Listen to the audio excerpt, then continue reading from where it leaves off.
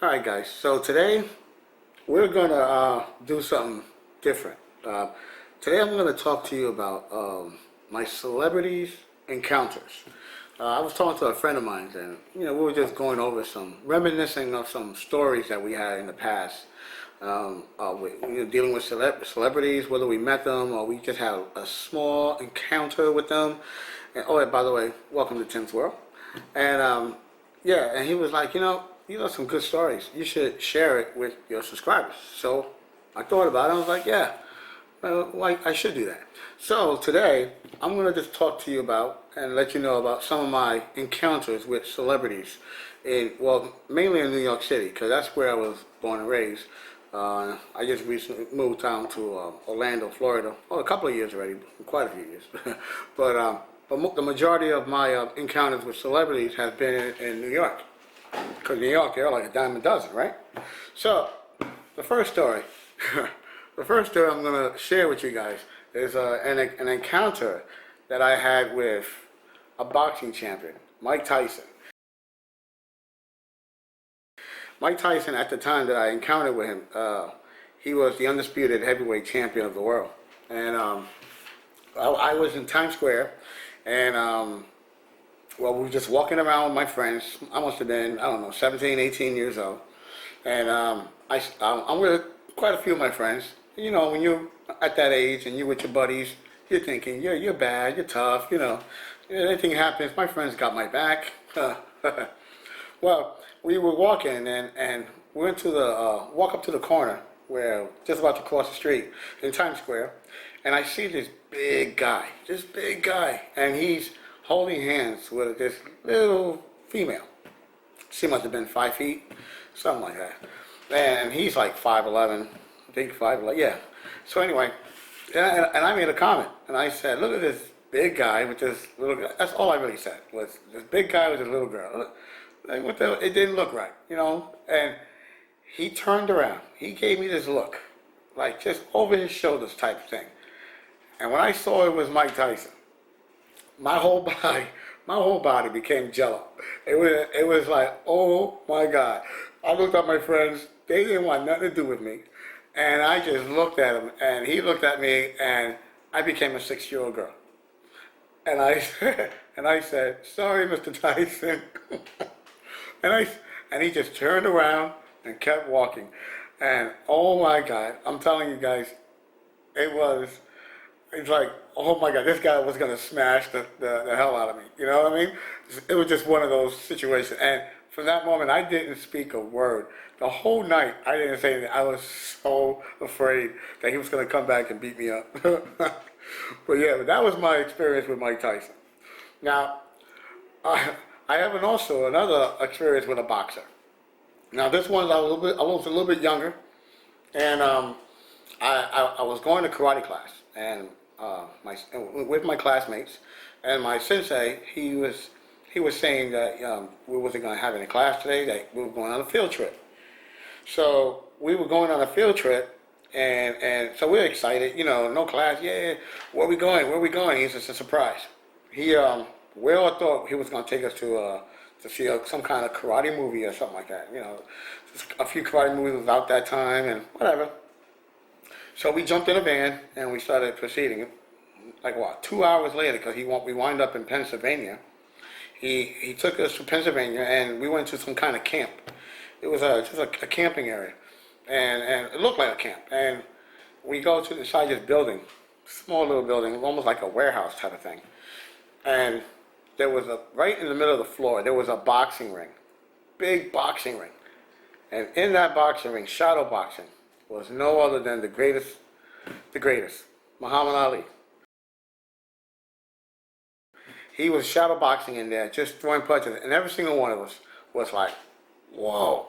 I mean, he was training for his last fight, which I think it was Larry Holmes. And he was in there, shooting punches, and he was so fast, and it was like, wow. And he looks over, and he goes, who are these kids? Why are they here in my camp, in my training camp? And my teacher, who I did not know, was one of his bodyguards. And he said, oh, these are my students. Come on down and meet them, champ. And so he actually did. He came down, and we all lined up on the wall. And he's shaking hands with every single one of them.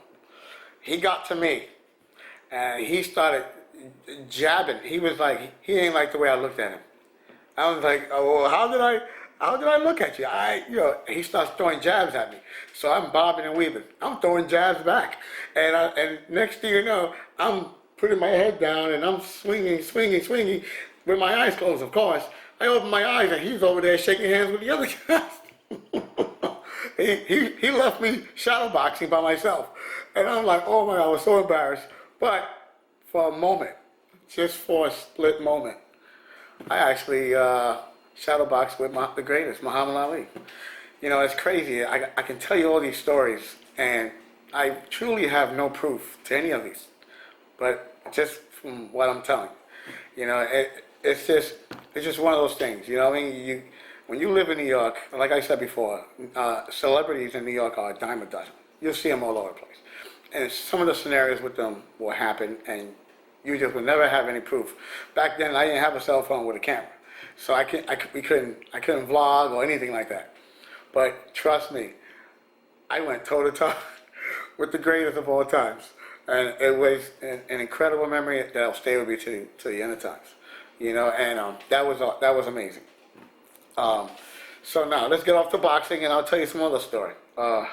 Let's see. There was another one that and let me just say this. Sometimes celebrities, they're just like you and me. They have a job to do and they entertain us, and but they have regular lives too, and they want to go on with their lives, and we get it. I get it. I can understand.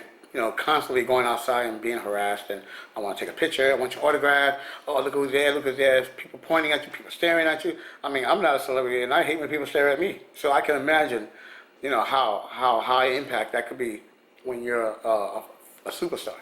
So, anyway, so saying that, here's my other story. I was driving and I pulled up at a red light, and I'm sitting in my car, and I saw Wesley Snipes. And Wesley Snipes was crossing the street right in front of my car, and I was excited. I was like, because at the time he was a big action movie star.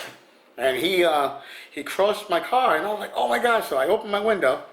I was like, Wesley. And he completely ignored me.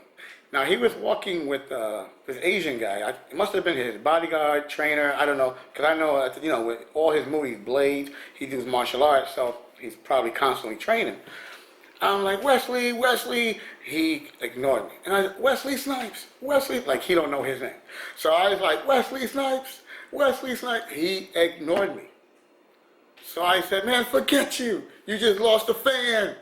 And the Asian guy turned around and stared at me like he wanted to say something and I just looked straight ahead, focused on my driving, prayed that the light would turn green. Like the guy was going to come beat me up. I was like, oh my God. And I looked, and he's still staring at me. And it turned green. I was like, you just lost a fan, forget you. And I just drove away. Then I was like, oh my God. He completely ignored me. I mean, is he a bad guy? I don't know. I never met him. I don't know. I mean, but like I said before, a lot of times they just want to be left alone, and I get it. And I get it. 40 years later, I get it. But I'm going to tell you this. I never watched another one of his movies again. It's just the way it is. He lost a fan. When I'm a true man of my words. I never watched one of his movies again, and never will. So it is what it is. But anyway, so another story is I was in actually here in Florida, Magic Kingdom. I was walking in with my wife, and we was just walking in regular day, and I see a bunch of kids surrounding this lady, and I couldn't. I couldn't see who it was exactly, but she looked at our direction, and then I recognized who she was, and I knew who she was married to. So what I did was looked around, and I looked to my left, and it was Russell Simmons, the creator and founder of Def Jam Music, and I'm a huge fan of him because I had my previous music experience in the past, and that was, to meet him, it's like, wow, like idolized the guy, looked up to him, try to mimic his, uprising in the music industry, and unfortunately it didn't work for me, but I did go up to him, I shook his hand, and he was a very nice guy, very positive. I thanked him for everything he'd done in the music industry with the hip-hop, bringing hip-hop to what it is, because he is definitely a founder. He thanked me for that, and I told him I wanted to be like him, and he told me to never stop. Don't ever stop. As long as you're breathing, you should never stop. And, I respect that, and I appreciate that. Unfortunately, I did stop my music, but because I wanted to get into YouTube. Who knows? Maybe I'll bring the music back one day. I don't know. We'll see. But, yeah, so that was my great experience with Russell Simmons. And now, I left this story. I have many, many more. Maybe I'll do another video depending on how this one works out. But I got one more story I wanted to share to you because I think this was hilarious. And I have sort of a little proof for my story, what I'm about to tell you.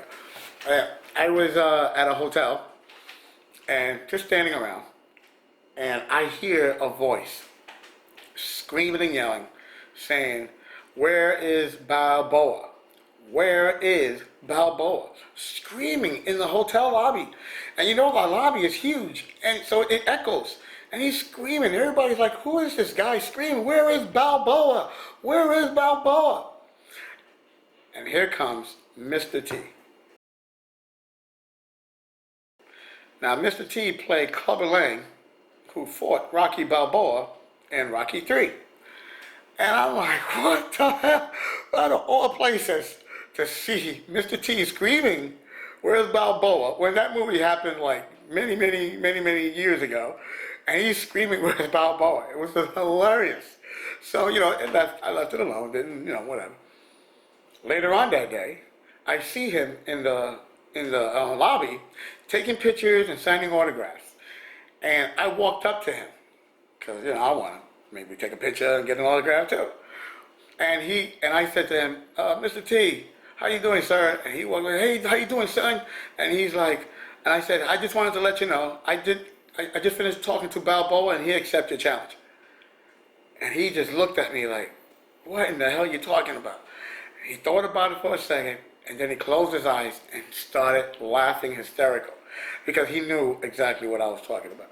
And then he goes, "You heard me?" I was like, "Yeah." He goes, "Nobody responded to me." I said, "I did hear you, and I wanted to give you that response." And he gave me the biggest hug, like a shoulder-to-shoulder hug, He just grabbed me, put our heads together. It was like, "Thank you, God bless you, son, God bless you." And he goes, "Hold on a second," and he went and he grabbed something out of his bag, and he gave me this. And this is what he gave me. And he signed it right there, Mr. T. And this is his keychain where it makes what he says. "Don't give me no back talk, sucker. I pity the fool. Don't make me mad. Quit your jibber jabber. This is crazy. Shut up, fool. You told me to shut up. First name Mr. Middle name period. Last name T." So yeah, he gave me this, he signed it, and that was my experience with Mr. T.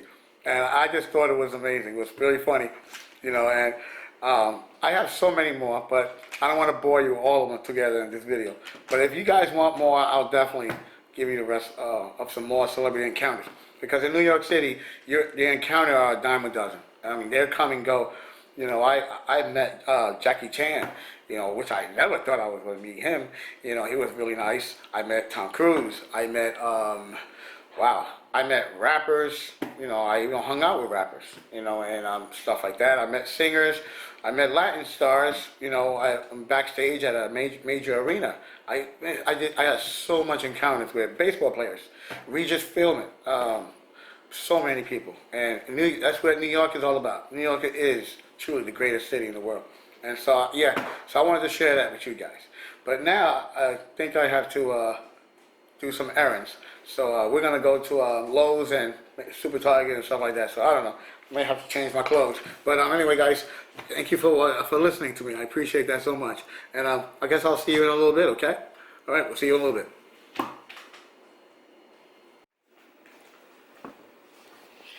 Oh, all right, guys. A little change in plans.